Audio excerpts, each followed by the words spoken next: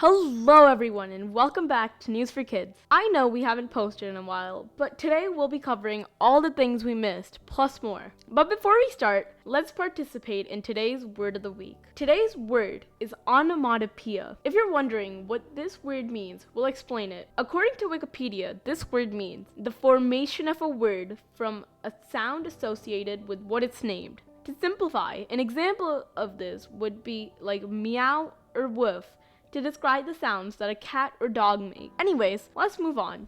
To start off, let's see what happened last Thursday and Friday. To begin, the Jeffrey Epstein list was released to the public. And if you don't know who Jeffrey Epstein is or what his list is, then I highly recommend that you go and check out our last video, which covers more about him. So I won't waste any more time covering that. So moving on, let's check out what's going on in the gaming zone. Recently, a 13-year-old in Oklahoma beat Tetris for the first time ever. You may not think of it as much, but ever since the beloved game Tetris came out in 1984, and for nearly 40 years, the game hasn't been beaten by any human.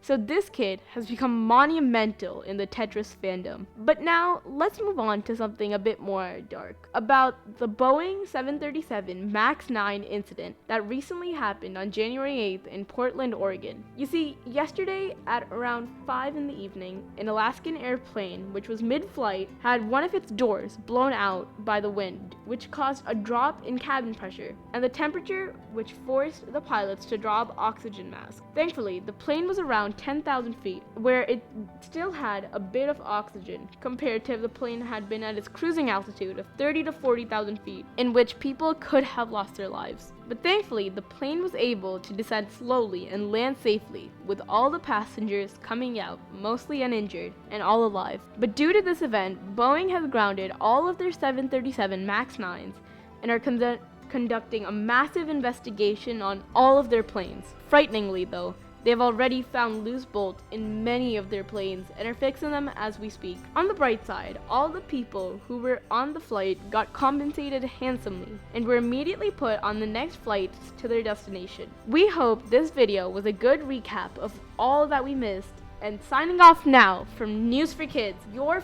favorite reporter. Have a good day and goodbye.